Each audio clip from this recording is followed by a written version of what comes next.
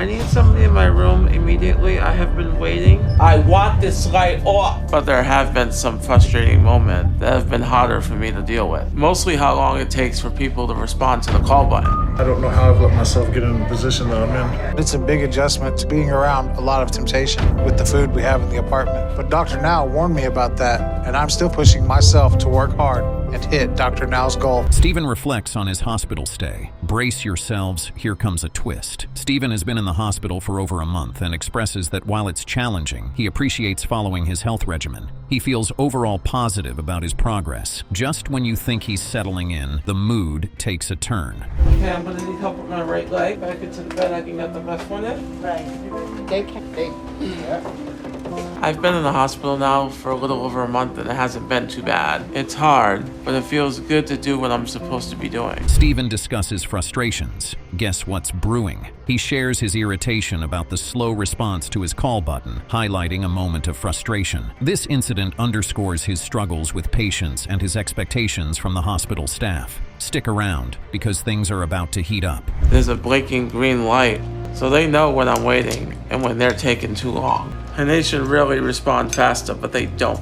I am calling for the nurse. I need to inform her with something. Which name? I'm calling for my pain medicine. Stephen vents about hospital staff. Can you handle more drama? Expressing significant frustration, Stephen communicates his annoyance with the delay in service and care. He reveals his emotional distress, feeling aggravated by what he perceives as neglect. Trust me, you'll want to see what happens next. Come on.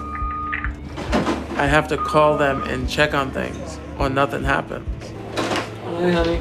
Thank you, nurse. I do express myself. If I feel like something's not right, I'm gonna point it out and say it's not right, you know? Staff concerns about Stephen's behavior, and the plot thickens. The hospital staff discusses Stephen's increasingly problematic behavior, describing him as abusive and demanding. This escalates concerns about how he interacts with those caring for him. Buckle up, it's going to get even rockier. Use him to hospital staff, and he expects everybody to wait on him, hand them food. I need somebody in my room immediately. I have been waiting. I want this guy off. He thinks the world should revolve around him like a child does, and that is not acceptable behavior. Comparison to childlike entitlement. You're not going to believe this. A comparison is drawn between Stephen's demands and a child's expectation that the world revolves around them, highlighting his immature behavior and unrealistic expectations. The saga continues, and it's more entangled than ever.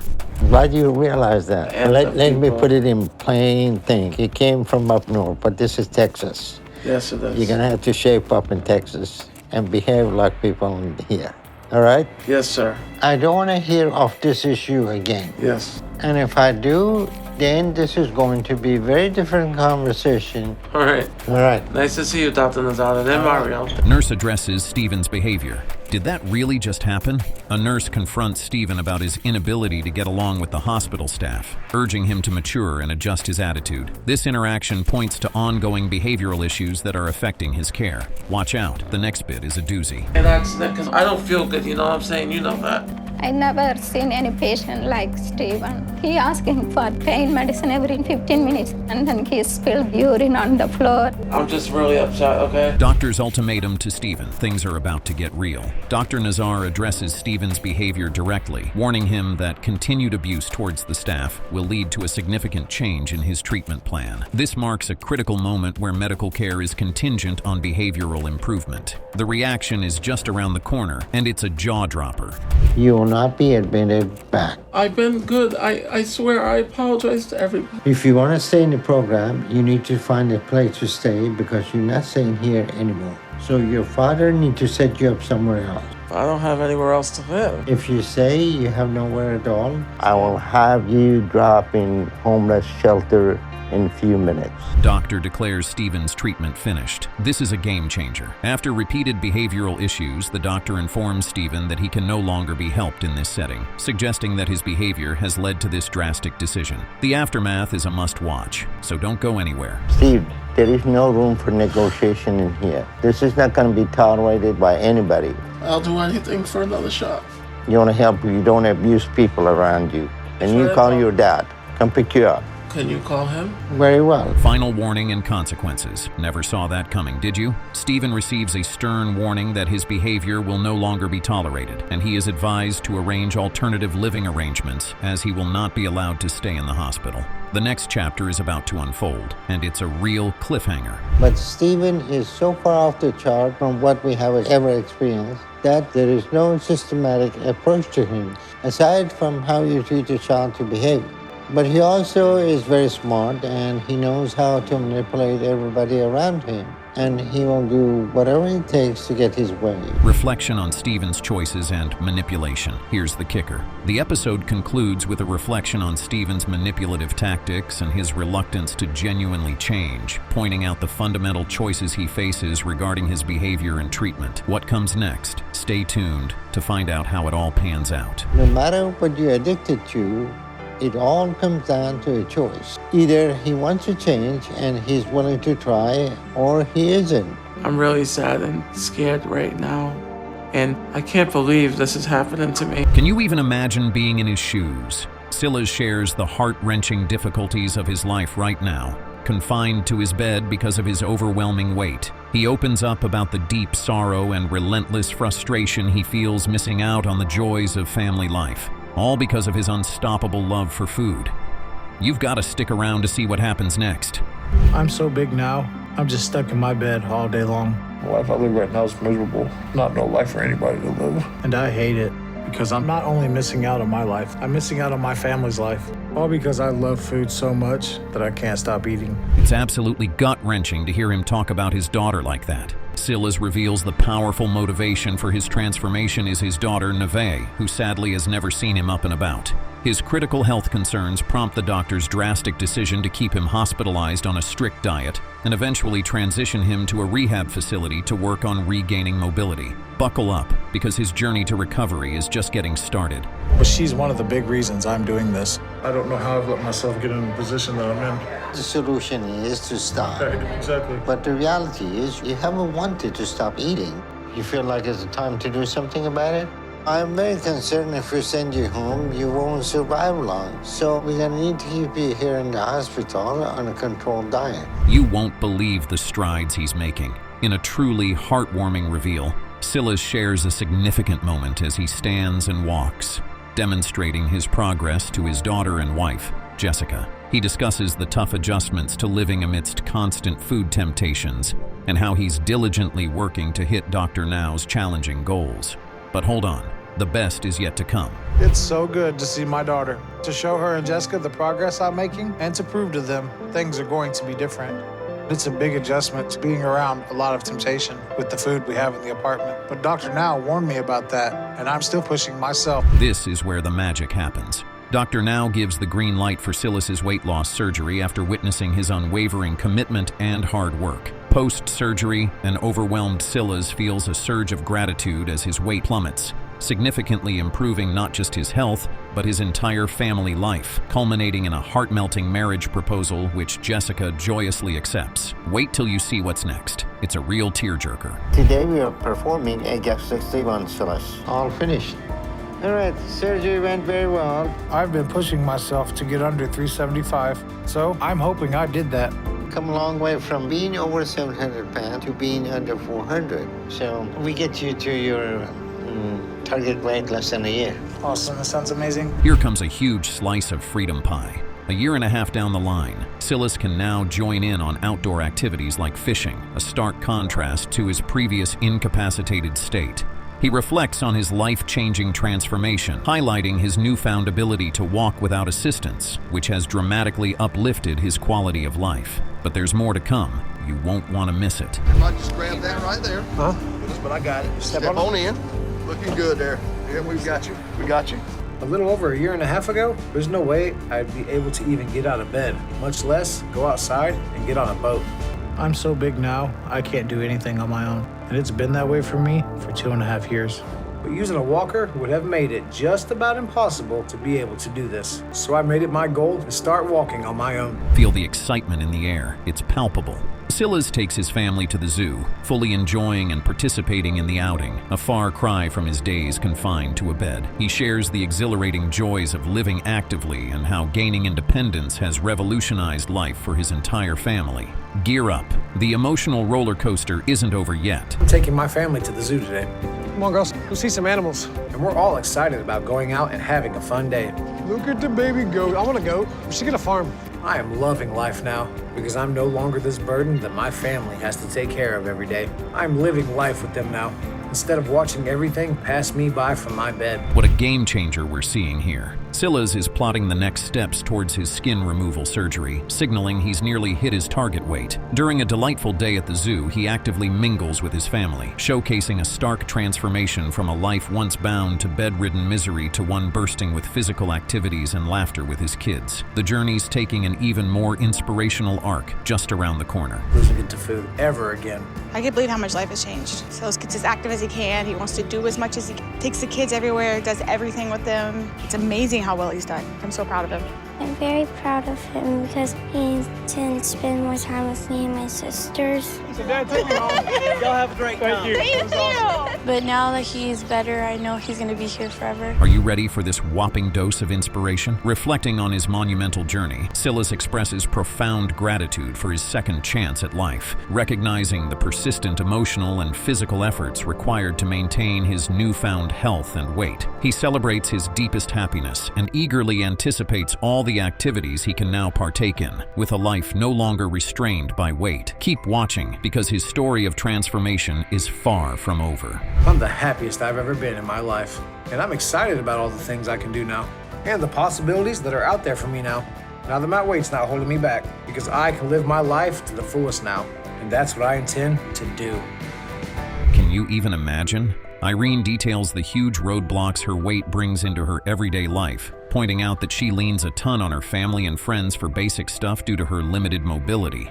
Despite these hurdles, she still attempts some personal care independently, although it's a real ordeal and extremely taxing. She needs several showers daily just to keep somewhat clean, a routine that's both physically draining and never quite does the job because of her size. Stay tuned. The family dynamics coming up next are something else. My daily life is such a struggle now because of how my size have gotten. It's hard for me to do things because of my weight. So I rely on my family and friends to help me do what I have to do. Even with all the weight I have on me now, I'm still able to get around and do some basic things myself, like cleaning myself on my own still. You've got to see this part. Highlighting her profound food addiction as her main source of joy, Irene spends most of her time waiting for meals brought by relatives who mix care with criticism about her eating choices. Even though they express worry, Irene insists on having her food her way, using it as an escape from her harsh reality and a temporary relief from pain. Buckle up. What she orders next is sure to raise some eyebrows. Hey, I'm here to bring the chicken. Yes, because I'm hungry. Oh, Trina and my niece Mimi both give me a hard time when they bring me what I want. So you mean to tell me you finna eat all this chicken? You wanted all this? Irene, really? Mm-hmm. You won't want to miss what's next. We dive deeper into just how deep Irene's food addiction runs as she admits to eating non-stop. Once she starts, she doesn't stop until everything's gone, and soon after finishing, she's already looking forward to the next meal. This relentless cycle not only satisfies her temporarily, but also shows her dependency on food to cope emotionally. And guess what? It only spirals from here. Because food is how I survive, you know? It's killing me in a lot of ways now, but for most of my life, it was what got me by. And if I didn't have that, I don't know what I would have done. I know my food addiction had led me to this point. But for many moments in my past, it was the only source of happiness. Things are about to get even more intense. Irene takes us back to her tumultuous past, discussing her difficult childhood intertwined with family issues and emotional turmoil. Her struggles were compounded during her teen years by bullying due to her weight and an abusive relationship, which led to an early pregnancy and significant weight gain, reinforcing her cycle of depression and compulsive eating. The emotional roller coaster is just picking up speed. So I thought I was lucky to have his interest. Even though my boyfriend was abusive, I stayed with him. And I got pregnant when I was 16 and had my son when I was 17. That's when I had Ja'Cory. recovery. But after I got pregnant and my boyfriend broke up with me, I was a single mother at 17. And with the pregnancy, I put on another 100 pounds and I was up over 350. Just when you think you've seen it all, we shift focus to Irene's adult years, filled with a string of personal disasters and increasingly harmful behaviors, like drug and alcohol abuse. These led to the heartbreak of losing custody of her children, which eventually pushed her towards sobriety. Sadly, beating her substance addictions led her right back to her first comfort, food. You'll be shocked to see how she copes next. So that made it hard for me to work consistently. So for the next 6 or 7 years, I either stayed with a friend or who I was dating. And I had 3 more children. My weight increased during that time. And I got to around 600 when I was in my early 30s. I was struggling and I started to turn to alcohol. Brace yourself for what's coming. We get a raw look into Irene's daily routine, which mainly consists of her sitting on the couch, waiting for food, eating until she's out cold, and then repeating it all over the next day. This segment highlights her severe food addiction and the monotony of her life, driven by the continuous anticipation of her next meal. The saga continues, and the next part sheds even more light on her daily battles. When I'm eating, I feel good, I feel happy. And it's the only time I feel like that. I want to be happy, so I never want to stop eating, even when I'm full. I push myself to finish off the food that I have to make sure it's all gone so no one will get it. So once I have what I want, I'm going to eat it all no matter what. And I've never been able to change it, you know?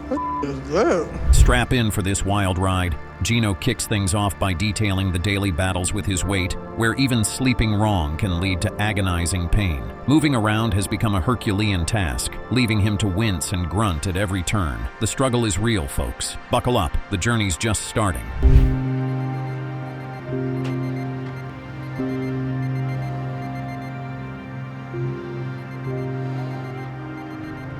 Next up on the pain train, Gino enumerates his aches, back, knees, and feet topping the chart, with his back clinching the trophy for most troublesome. Taking a shower feels like a trek up Everest, sans the scenic views.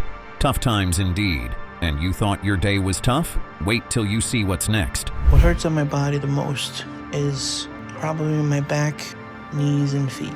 Overall, my back is the worst. Honestly, the most difficult thing about my day is probably taking a shower. Walking up the stairs feels like I'm carrying cement bags under me and I'm trying to lift them all up the stairs. Prepare for some real talk as Gino dives into the challenges of basic hygiene. Independence is key, but when every wash feels like a battle against gravity, it's hard not to fear the future. By the end, his back's on fire, and so is his craving for comfort food. Stay tuned, it gets juicier. I am still good to do it by myself. If I ever was that weight where I couldn't do the showering on my own, that's what scares me. I wouldn't want it to come to that ever. Being a big person, there's a lot of friction and a lot of crevices, and you want to get everything clean as possible. So by the time I'm all done with that, my back is usually on fire. Lighten up the mood alert. Here's Gino, the egg master, throwing a culinary curveball at his mom's cooking skills. Despite the heavyweight challenges, his kitchen rivalry adds a sprinkle of humor to the mix. Grab your aprons, things are about to get spicy. She's a good cook, but she's not me. I did go to culinary school, so I do know what I'm doing. But she, of course, still treats me like a little kid. I've been living with her off and on for 31 years now. So I guess it's normal for us getting on each other's nerves at this point. Hey, Ma, let me do that. I don't want you to make a mess. My back's killing me yet, hold on. Family ties, Italian style. Gino waxes lyrical about his family, where love is measured in pasta servings and the scale tips from all the good eats. The family's hefty history is no secret, and it seems the gene pool includes a generous helping of calories. Keep your eyes peeled. The family saga continues. Obesity does run in the family, because I was heavy, my mother was heavy, my grandfather was heavy, and so was his father. So he was getting it, no matter what, I'm grateful for her, but my mom aggravates me sometimes. You want me to do them? Because the 4 can't fit in that pan. I'm doing just fine. Roll up for a bit of backstory. As Gino peels back the layers of his family life, We learn how his father's struggles with addiction and a subsequent divorce served his emotional plate with a side of comfort eating. Food became his solace, his shelter from the storm. Don't wander off. The plot thickens. I think that Gino might have some food addiction because, Gino's dad was a drug addict. He didn't do the drugs when Gino was little. He stayed clean. When Gino got a little older, his dad was doing drugs, and I couldn't have that around my son. We got a divorce when Gino was about 12 years old. Things are ramping up now. Post-knee injury, Gino finds himself back at his mother's, a move he finds as enjoyable as a root canal, just when you think it can't get rougher. Life throws in a serious health scare for his dad. The emotional roller coaster is about to go off the rails. After culinary school, I got a couple different jobs in a couple different kitchens, but I wasn't able to keep anything for very long. It was like the bigger I got, the more the kitchen couldn't hold me, and I just kept getting bigger. I suffered a really bad workplace accident where I blew out my knee on the job, and I've been out of work ever since because there's no MRI machine to fit me. So I can't even get a proper diagnosis. And that's when I had to move back in with my mother. And now for the heart-wrenching finale. The impact of his father's death hits Gino like a freight train, sending him spiraling into a vortex of grief and relentless emotional eating. This part of his journey is as heavy as it gets, folks. Grab your tissues. This ride's coming to a close but leaves a lasting impression. Yeah, so after my father passed away, that was it. I just went off the deep end and started eating like crazy. It just was pure comfort, and food was the only comfort. Gino's dad's death, it hit him really hard. It was really painful to see that for him. That was the most upset I've ever seen him. It's at a point now where Gino's weight gain, anything emotional is gonna add to it. His health is declining.